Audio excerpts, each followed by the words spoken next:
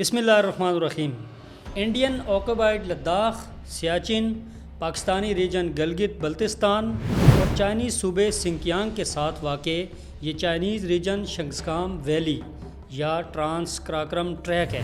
اس region کا تقریباً رقبہ 8000 مربع کلومیٹر ہے۔ ویسے تو شنگسکام ویلی چائنیز صوبے سنکیانگ کے ایک علاقے کے طور پر ایڈمنسٹریٹ کی جاتی ہے، لیکن بھارت اسے متنازع ریجن قرار دیتا ہے اور اس پر اپنی ملکیت کا دعویٰ کرتا ہے، جیسا کہ وہ اکسائی چین، گلگت بلتستان اور آزاد کشمیر پر بھی کرتا ہے۔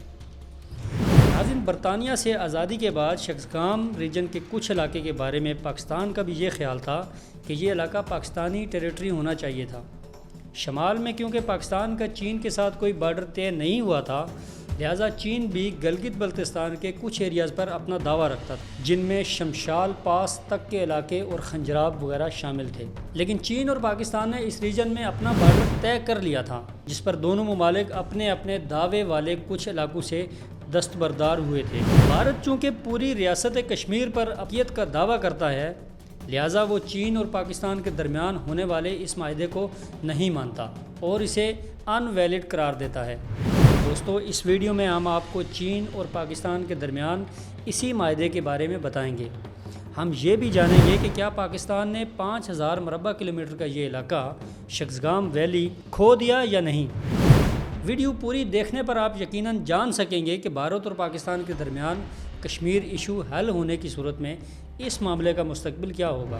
ناظرین، ویڈیو میں آگے بڑھنے سے پہلے آپ سے درخواست ہے کہ چینل کو سبسکرائب ضرور کیجیے گا۔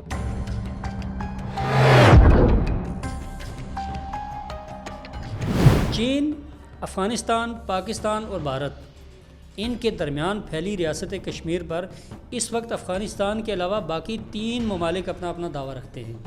جموں کشمیر کے تقریباً 48% رقبے پر بھارت کا کنٹرول ہے۔ بھارتی قبضے والے علاقوں میں جموں و کشمیر کا لداخ اور سیاچن کا خطہ شامل ہے۔ پاکستان اس ریاست کا 38% حصہ کنٹرول کرتا ہے، جس میں گلگت بلتستان اور آزاد کشمیر شامل ہیں۔ چین ریاست کشمیر کا تقریباً 18 سے 20% رقبہ کنٹرول رکھتا ہے، جس میں اکسائی چین اور شنگسکام ویلی کا علاقہ بھی شامل ہے۔ ناظرین، ہمارا موضوع چونکہ شنگسکام ویلی کا خطہ ہے، لیکن ہم سب سے پہلے یہ جان لیتے ہیں کہ ریاست کے تاریخی طور پر اوورآل بارڈر کیا تھے، تاکہ ہمیں شنگسکام کے اس موضوع کو اچھی طرح سے سمجھنے میں آسانی رہے۔ دوستو، آزادی کے بعد شمال میں ریاست کشمیر کی ملکیت متنازع ہونے کی وجہ سے پاکستان، چین اور بھارت کے درمیان شمال میں کوئی واضح سرحد یا باؤنڈری نہیں تھی۔ اس کی ایک ظاہری وجہ یہ بھی تھی کہ برٹش انڈیا، ریاست کشمیر اور چین کے درمیان تاریخی طور پر بھی کوئی ایسا بارڈر طے نہیں تھا جسے چین اور برطانیہ دونوں تسلیم کرتے ہوں۔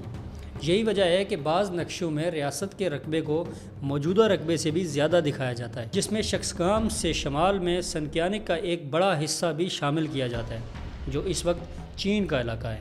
جبکہ دوسری طرف دنیا کے بعض نقشوں میں چین کے ساتھ ریاست کے بارڈر کو فرنٹیئر انڈیفائنڈ کے نام سے بھی لکھا جاتا ہے۔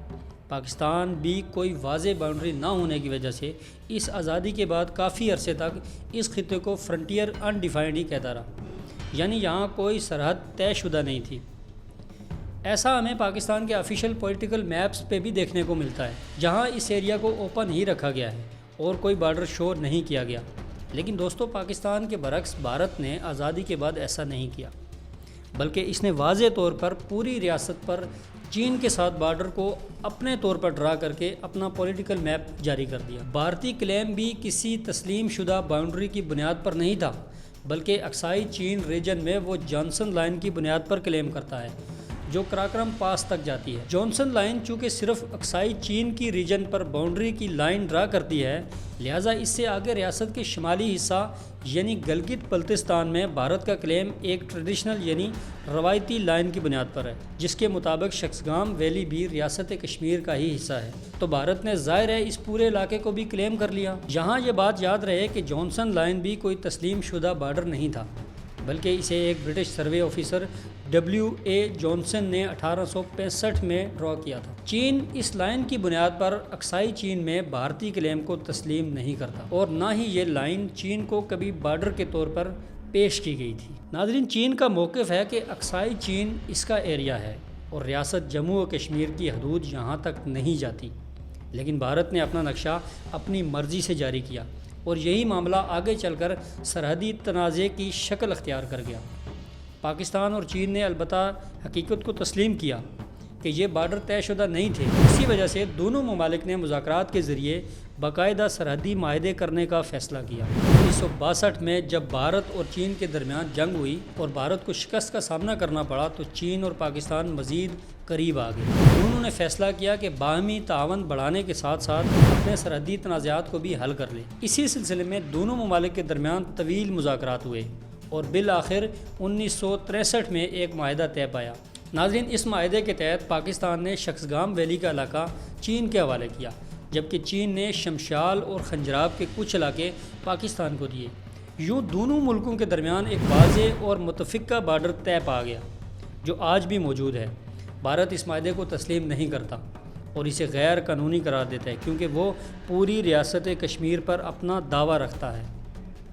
اب یہاں پر سوال یہ ہے کہ کیا پاکستان نے واقعی شخصگام ویلی کو کھویا؟ ناظرین، حقیقت یہ ہے کہ پاکستان نے کوئی ایسا علاقہ نہیں کھویا جو عملی طور پر اس کے کنٹرول میں ہو۔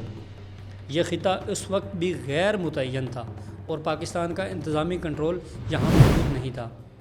معاہدے کے ذریعے پاکستان نے صرف ایک متنازع خطہ چین کے حوالے کیا، جس پر اس کا عملی قبضہ نہیں تھا۔